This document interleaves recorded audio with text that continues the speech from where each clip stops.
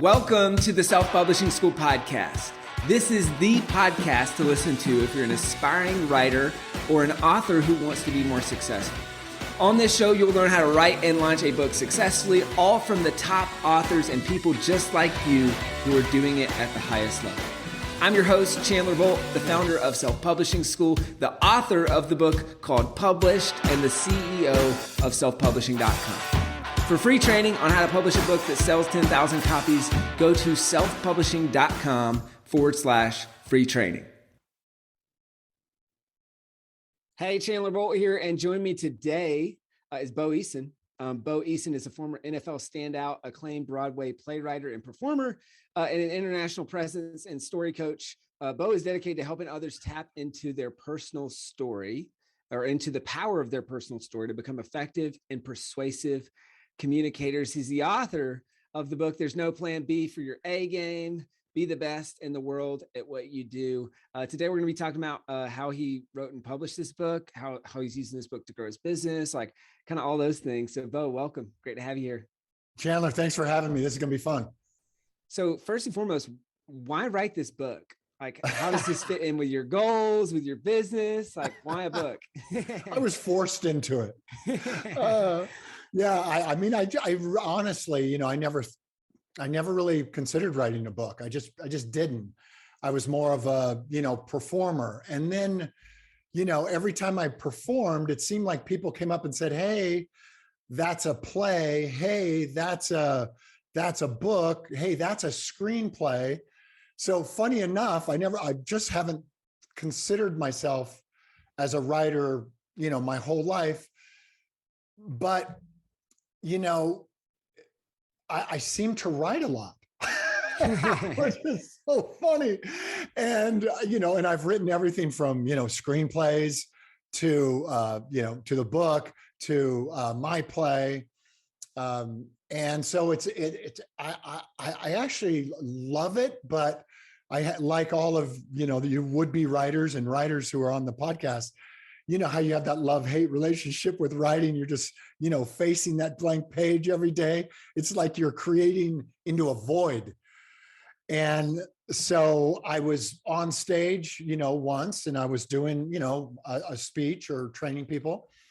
And a client, somebody that we know, that you and I both know, JJ Virgin, who's written a bunch of books, came up to me afterwards. And she goes, "Hey, that you should write a book." And I'm like, "Well, I don't even know how. I don't know why. I don't know why. I didn't know if they got paid or not. I didn't know anything about it." And she goes, "I want you to meet my agent." And that's how I met Celeste Fine, who, I talked to on the phone. And she, what's funny is she didn't, I've had plenty of agents in my life, but never one like this. Like, she seemed to get me where other people, maybe I doubted whether they did or not. And she seemed to she goes, "Bo," because I always, Chandler, I talk about, what it takes to be the best. That's always kind of been my quest since I was a little boy. And she goes, "You know what, Bo? I think there's a group of people out there, potential readers, that actually go to bed wondering if they could be world class, or wondering if they could be the best at something, or wondering if they could win a gold medal. And I think that's a book based on what I saw you talking about on stage." And so we went into it, we started writing and developing and finding the chapters. And I basically write, and this goes for plays, screenplays, the book. I write physically, like I write standing up and moving, and a lot of, like, I wrote my play while training for a marathon.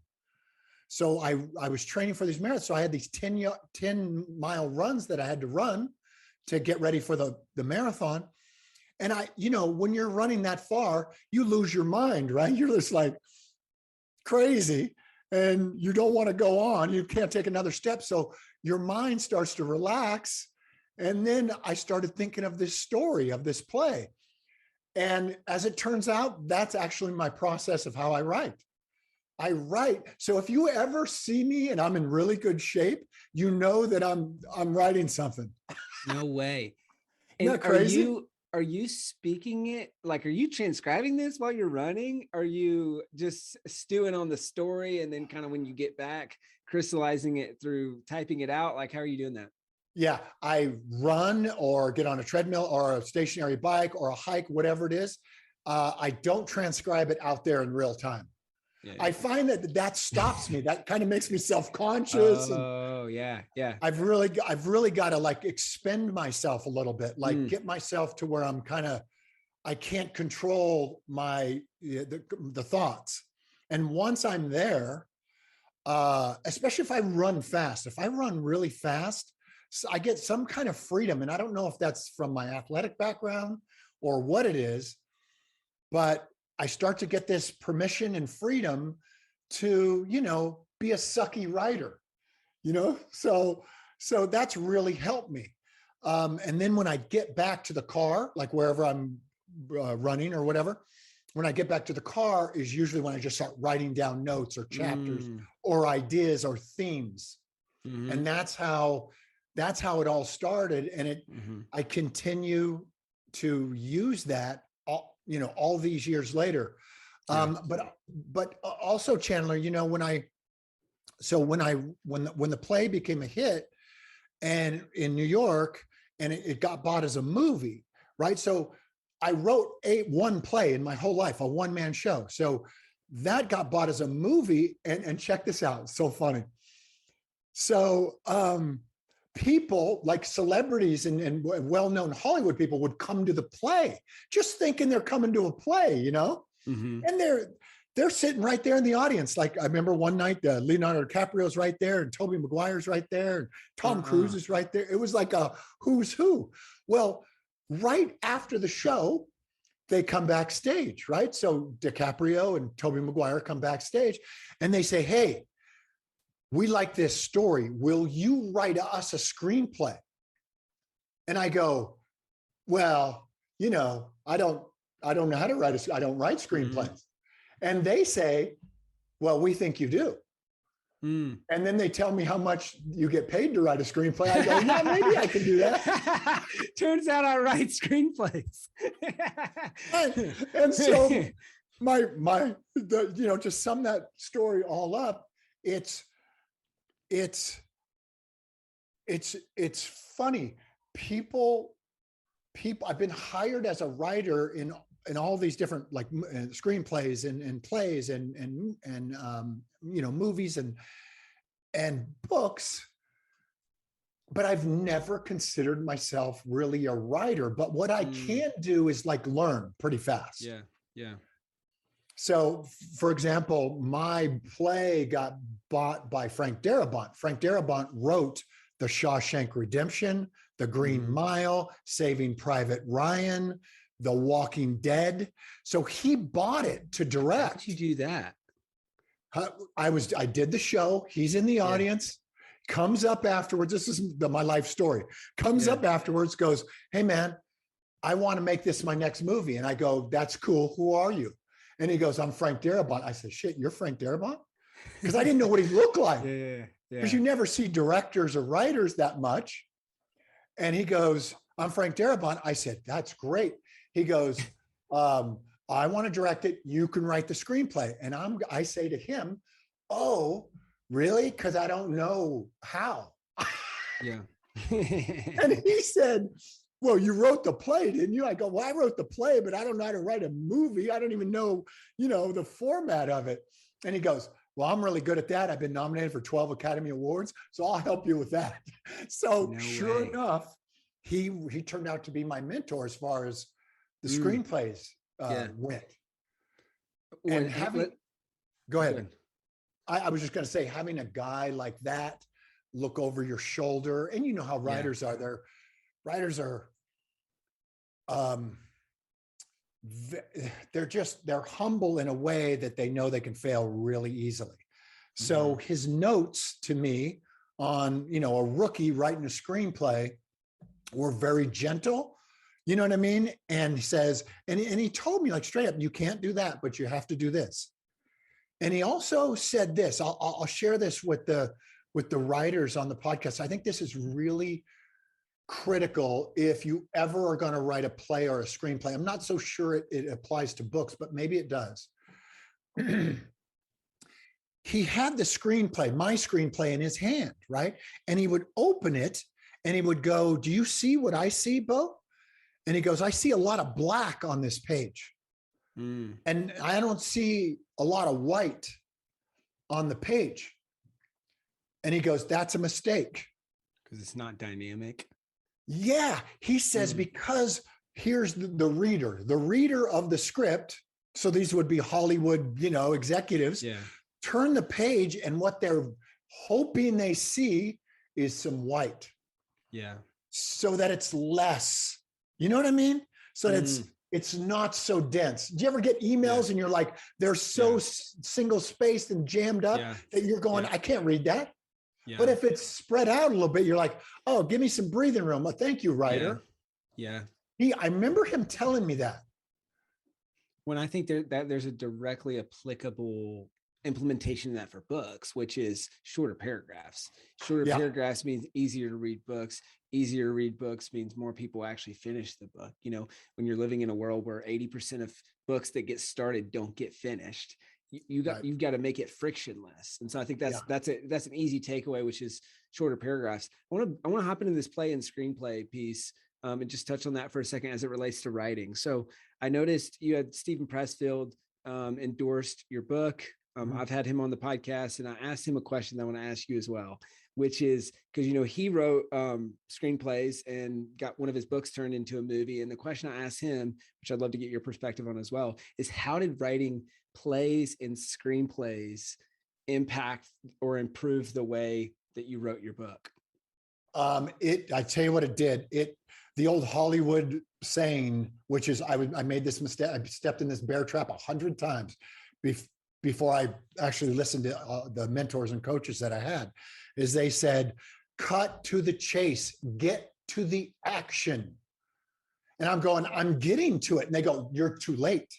If you're getting to it, you're late. Get to the action. And the reason that saying became so famous or well-known is because of the old Westerns. Whenever the studio executive felt like the movie was going too slow and there was too much walking here and walking into the saloon and then the romantic scene, he said, you got to get to a horse chase. You got to get on the back of a horse and run. That's why they call it cut to the chase, because that's the action. And I kept telling them, be patient. The action's coming. And they just kept saying, if it's coming, it's late. So, right. So that's good. That's a really great note that I always keep in mind. Like, is that sentence necessary? Here's another tip that I'll give you that I just thought of that Frank Darabont gave me. Now, mind you guys, this guy's one of the greatest screenwriters of all time. Very sweet guy. He said, Bo, I'm just going to give you a general rule in screenwriting, and this probably is true for books. If you took a red pen and you crossed out every other sentence, it would be a better book. It would be a better movie. And I was like, that means a lot to me. Somebody gives me simple tasks like that lands on me. Like I go, look, this dude obviously knows what the heck he's doing. Also, let me tell you one more thing I just thought of. This will help you guys. So when I would have these writing meetings with Frank, this was several years ago, 15 years ago. It was my wife and I, and we couldn't afford a babysitter at the time. So we had a baby, like she's 17 now, but she was this big. And we would take her to these writing meetings because we didn't have anybody to watch her. So Eloise, my 17-year-old daughter now, is crawling around the set of Paramount at a writing meeting, over there with union guys who are smoking cigarettes, and driving her around on golf carts. And we're meeting with Frank Darabont, and he's giving me notes on my latest pass of the screenplay. Well, at that same time, Chandler, you won't believe this, but at this time, he's writing a little movie called Indiana Jones. And Oh my gosh. it was the fourth Indiana Jones. And so his writing meetings are in the same room, right? Mm-hmm. With Steven Spielberg, George Lucas, and Harrison Ford and Frank Darabont. So they're in the meeting. Then we would often meet right after they finished. So those guys would walk out, so you can imagine, and we got a baby. Yeah. And we're like, no one knows who we are, right? So those guys would leave. We would come into the writing meeting. Eloise would be crawling around. And Frank Darabont was so funny because what he was astounded by working with legends like Spielberg and Lucas and Harrison Ford, it wasn't that he was in awe of them. It wasn't like he was like, those guys are unbelievable. That's not what he said. Do you know what he said? Those guys come up with the worst ideas I've ever heard of. Mm-hmm. 1,000 of them. Mm-hmm. And then they get one. Mm-hmm. He goes, they come up, they're not afraid to fail. They're not afraid to, what we call like sucky writing or sucky ideas. Mm-hmm. And that's why they're legends. If you think about those three, because he was complaining that it took them a long time to get to the good stuff. Well, of course it does. These guys, the reason they're great is because they all these bad decisions, all these wrong choices revealed the right choice. Yeah. Isn't that cool? That's great. And so great. I didn't feel so in awe of them after that either. I just felt like I was only having 10 ideas and thinking I was bad at ideas or a bad writer. Mm-hmm. And we're not, like all of us on this podcast now, we're not. We just haven't given ourselves enough attempts. Yeah. That's so great. And I can resonate. It's almost like those are the two parallels. It's like coming up with enough ideas to have good ones, but then also coming up with enough words to have a great book. I mean, it's kind of what you alluded to of removing every other word. I'm in the middle of, I'm doing basically an updated and revised version of my most successful book of all time. And I'm in the middle of right now, it went from 50,000 words to 85,000 words to then I think it's right at about 68,000. And I want to get it down to probably less than 65,000, but it's the same. It's just going through the draft saying, all right, what can I cut? What can I cut? What can I cut? Having my editor do the same thing, having a proofreader do the same thing, where it's like, okay, how do I just ruthlessly cut this down and cut to the chase and hop on some horses? Cut to the chase. That's right. That's awesome. Well, hey, let's switch gears to the launch of the book. How did you launch this book successfully as a first-time author? And then what sold the most copies? Yeah, you know what? We did really well. I was a rookie at books, so I didn't know the market. So we got help. My wife, Dawn, she runs our company, and she, also produced the plays and the movies and that kind of stuff. She's really smart about that kind of stuff. And we hired a great marketing team, and we just went for it. We went for it. And we got the book out there, and we did all kinds of podcasts and do all kinds of, media hits, and really went after it, and did really well. Like we had, 8 bestsellers lists, and it was our first book, and people seem to like the book a lot, because we're still, after, a couple of years now, we're still selling a lot of copies and getting a lot of good feedback from people. And it's kind of spurring me to go, man, what's the next thing? How you're like, no, I only have one book in me, but then a couple of years pass, and all of a sudden you're starting to percolate again. And so we're thinking about that now. So it's funny. I don't know a lot about marketing. I wish we had my wife on here with us, because she would say, we did this, we did this, we did that. But all I know is I remember this marketing company that we hired, and just started getting, out there doing all kinds of stuff, photo shoots and interviews and other people's lists, and doing that. So that's Yeah, that's my Don marketing Sharp. excuse. Yeah, Don Sharp. Hey, Chandler Bolt here. I hope you're loving this episode so far. It's time to go from inspiration to implementation. All right, so if you've learned something, we want to help you implement what you've learned with your book. So what I want you to do right now is go to selfpublishing.com/schedule, book a publishing consultation with one of the experts on my team. We'll talk about your goals for your book, your dreams, your challenges, your next steps, and we'll start putting together a plan. All right, so go to selfpublishing.com/schedule, book a call with the team. Let's see how we can help with your book. It's time to implement. Did you, do you remember what sold the most books? You think it was internal email lists? You think it was podcast interviews? You think it was something different? Yeah. I know some of that stuff's kind of hard to track. Well, I know we have all that stuff. I just, it's funny, our business, the reason our marriage works really well is like we're complete opposites, right? Like one is brain dead when it comes to like, business stuff, and one, is an artist and one's not, so that I can't remember. I mean, I can get you that information, but I honestly don't remember. Yeah. Bo, what would be your advice? Because I bet you 80% or more of the people listening to this right now resonate with that.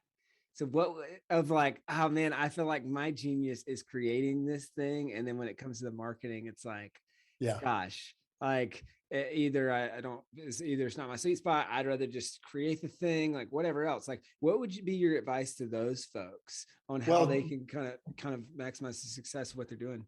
I will say a couple of things I think are important about that. In fact, there's a section in the book.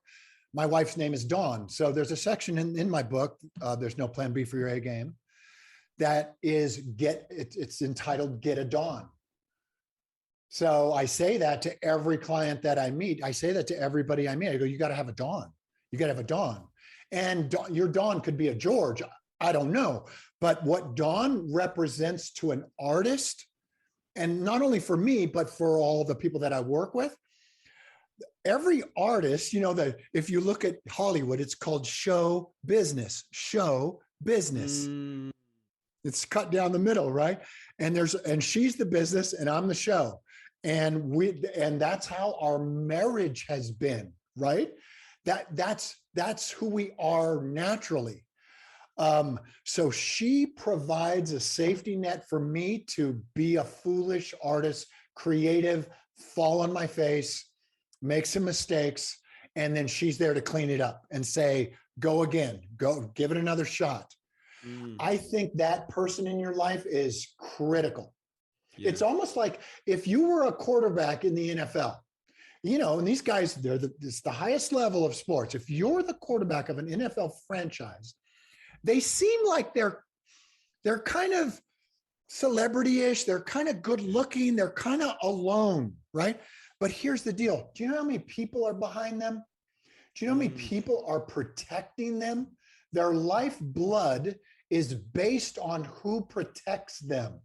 They're artists, quarterbacks. That's the position, is an artist. I want you all you writers, to start thinking of yourself like that.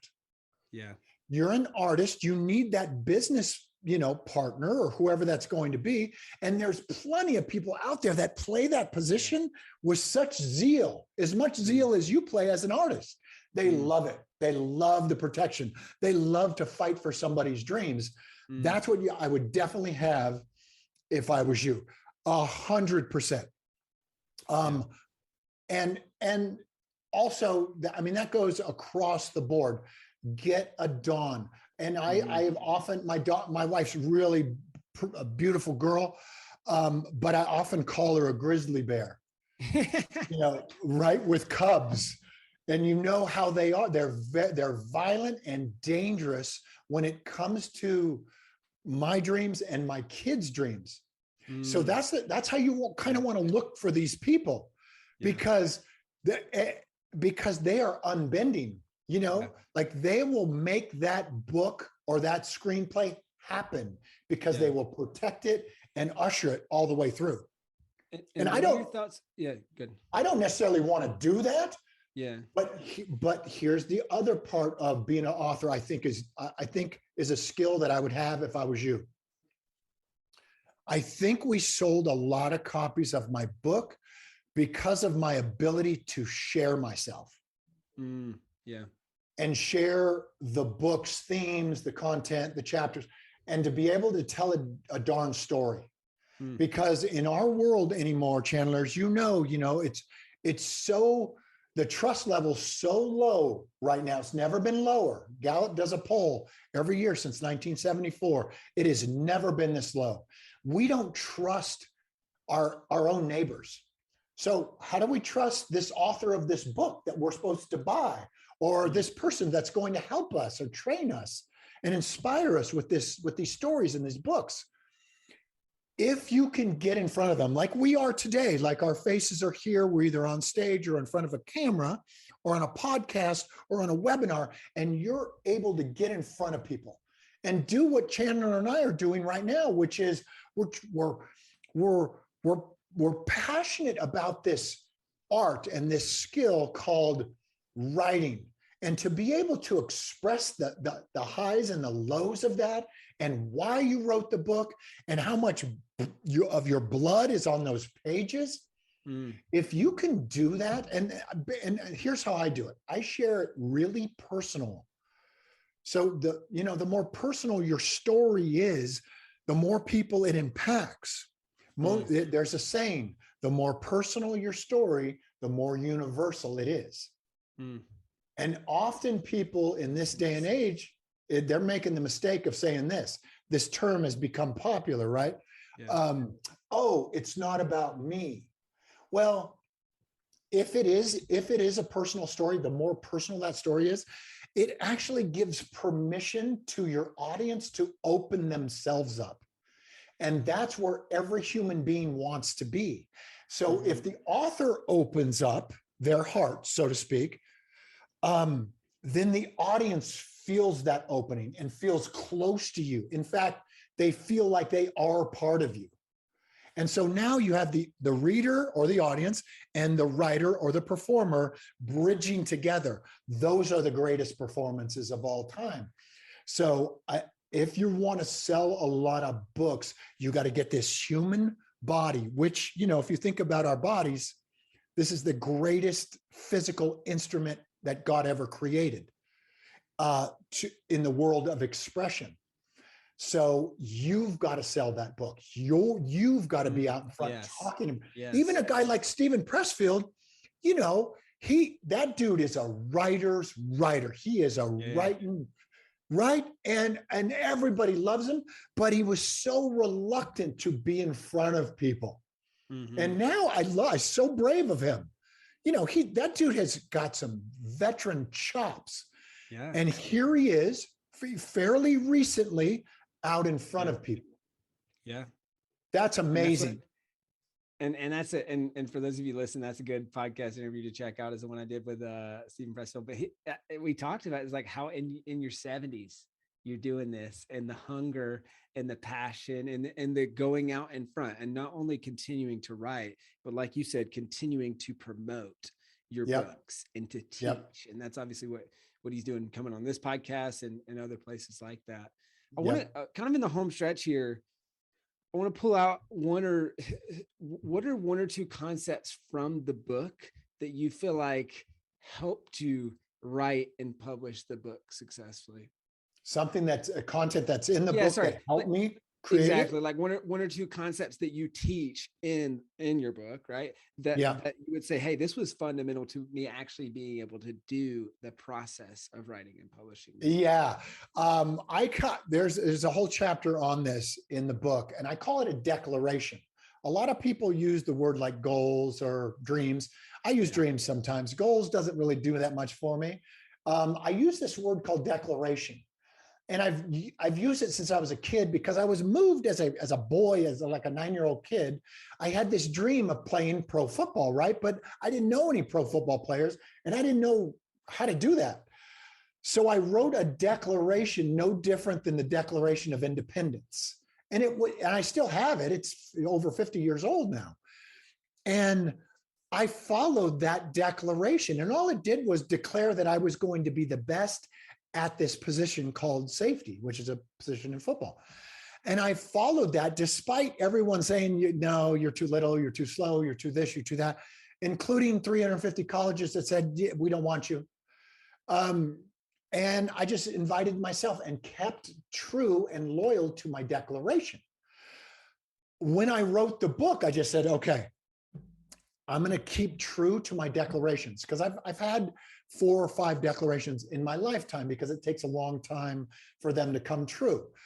I use this term, the best, in my declarations. I don't use, I want to write a book. I put my declaration, I want to write the best book ever. And I know that might sound conceited or cocky or whatever the word you want to use, but that turns me on. That wakes me up in the morning. Now, writing a book does not wake me up in the morning. I'm not going, woo, I'm writing a book. I'm like, if I can write a book where I can consolidate 50 years of what it takes to be the best at this thing called NFL football, at this thing called playwright, at this thing called stage performer, as this thing called speaker. If I can bring those things into existence, I want to be able to share that with other people so they feel liberated to go, you know what? I want to be the best in the world at a thing.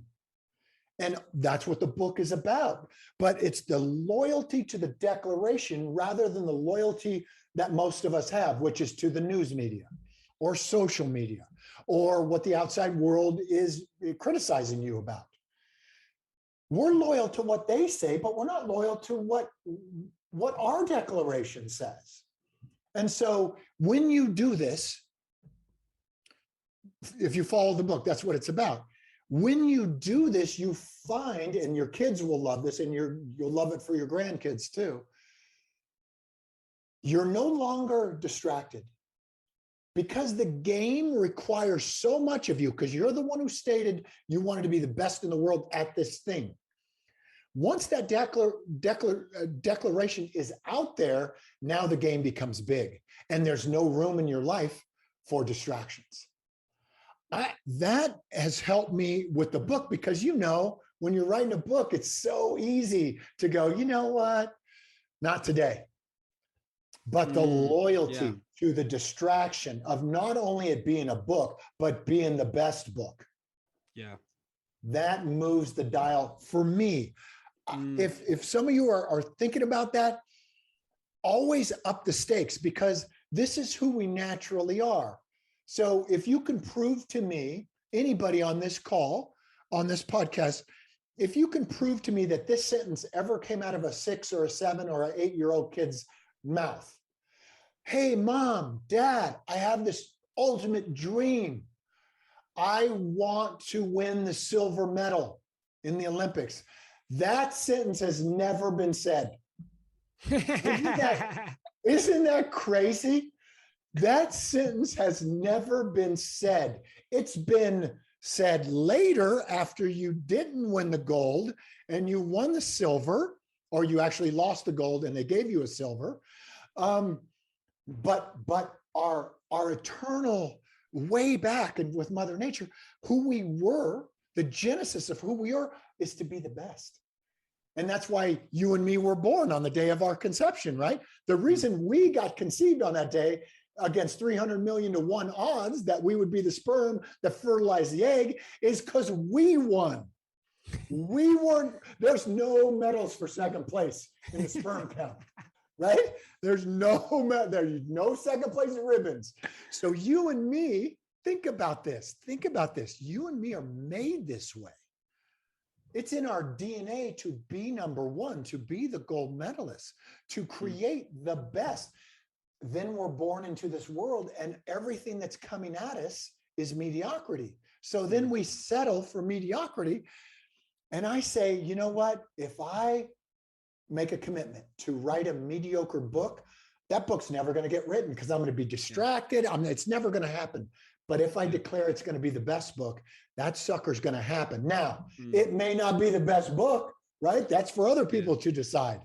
Yeah. But that was the effort I put into it. And it kept me loyal to my own declaration instead of loyal to the world's and the culture's declarations, which are, let's promote mediocrity. Yeah. And so you made a declaration to be the best and a declaration to get it done, which I think that's a big thing that a lot of people can take away too, is when you decide to write this book, one of the best first things that you can do is post a picture or something of you saying, hey, I'm going to write this book and it's going to be done by this date. Yeah. It's like the box that I sent you in the mail where there's that future author sign that we have. And it's like, my rough draft will be finished by X date. And we ask people to take a picture with it and then post it. Because then it's public accountability, but in your words, it's a declaration to finishing this thing. That's right. So guys, that's awesome, Bo. And you can learn more about this in his book. There's no plan B for your A game. So Bo, what would kind of a couple final things here? What would be your parting piece of advice for folks who are just like you or the other Bos in the world who are thinking about writing their first book? So knowing what you know now, what would be your advice to those people? Yeah. We all have this unique story. Now to us, it doesn't seem too unique because we lived it. So it seems kind of mundane. It seems kind of regular. It is not. That is dramatic to other people who didn't live your life, right? So we all have this vision and this perspective that's valuable. And in fact, if you think about people who make a lot of money, they get paid for their perspective. Isn't that wild?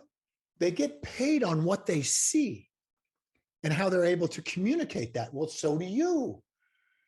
So you're paid equivalent to the perspective that you're able to get out there. And no better way to, get on a stage or get in front of a camera, talk about it, and then write it and get it out there and get it passed around to people. If you don't do it, no one else is going to. It's dead. It just dies. It dies with you. And I just always thought like, wow, that's crazy. Why would I spend 50 years trying to be the best at something and then not share the principles of what it took to be the best at that thing? That's a valuable thing. And so is your life. And so is your track record. So don't, and this is where, like news media, social media always goes to mediocrity. They go, well, do we really need another book? No, we don't need another book from you idiots, who write shitty books. We need somebody who's got a perspective and is in the real world grinding it out. That's what we need to hear from. So that would be, first thing I would do. And then I would up the stakes and go, I want to win the gold medal, whatever the equivalency of that world-class gold medal, whatever it is, Super Bowl, because that requires all that you've got. So you got to play a way bigger game. You might be playing like a small game, and small games don't turn you on. They don't wake you up. They don't float your boat. So I want you alive, and that's risky, right? So you got to put yourself on the line and get out there and do it. And then you get out in front of people, you share who you are, and those are the people who are, I'm telling you, we're walking into a new leadership model. And it is the people who can share the miles that they've run. Bloody noses and all. The more bloody noses, actually, the better. But you're not going to have anything to say if you attempt mediocrity. You just won't. You'll only have something to say if you attempt to go deeper and deeper and deeper each day. And that's what people are dying to hear. They're dying to be, aren't you just waiting for somebody to inspire you? Right? Like the whole world's waiting. Somebody step up and inspire me. Well, maybe that's you. Maybe that's you. So quit looking over your shoulder and look in the mirror and go, maybe it's me. Yeah. That's great. Yeah. I love that, Bo. Well, hey man, this has been awesome. Where can people go to find out more about you, to buy your book, find out more about what you're up to, all that good stuff? Yeah, go to boeasonbook.com. So it's my name, BOEASON book.com. And I'll send you a free guide, right, guys, that will give you the 7 steps to play a bigger game. Because here's the problem with not only us adults, but your kids. Whenever your kids are doing something that you don't want them to do, they're not playing a big enough game.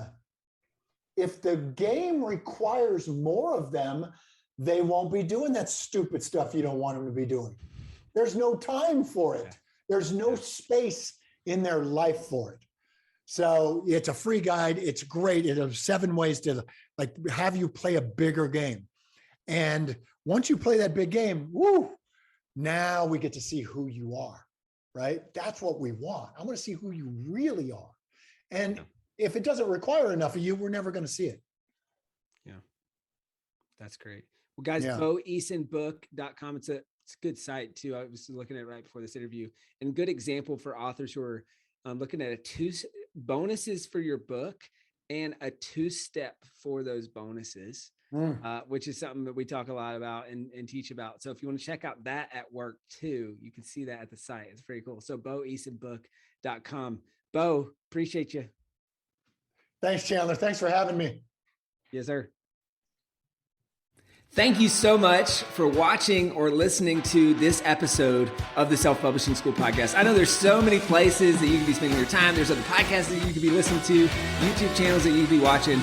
So thank you so much. It means the world.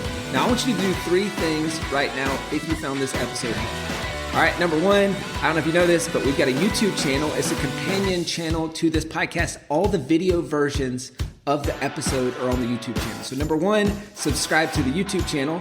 Number 2, if you're listening to this podcast wherever, whether this is Spotify, Apple Podcasts, number 2, I want you to subscribe to this podcast right now so you don't miss a future episode. And then number 3, this is probably the most important, leave a review on the podcast. All right, reviews are super important and help the podcast get discovered by other people. So number 3, leave a review on the podcast. Thank you so much. I'll see you in the next episode. If you're on the fence about scheduling a publishing consultation call with my team, maybe you're not quite ready for that, I've got some free training that I think will be really helpful for you. All right, all you have to do is go to register to sign up. Go to selfpublishing.com/free training. When you do, you're also going to get a free digital copy of my new book, Published. And on that training, you're going to learn the next steps, so how to implement with your book. So how to write, how to publish, how to launch successfully. So go to register right now at selfpublishing.com/free training. I'll see you there.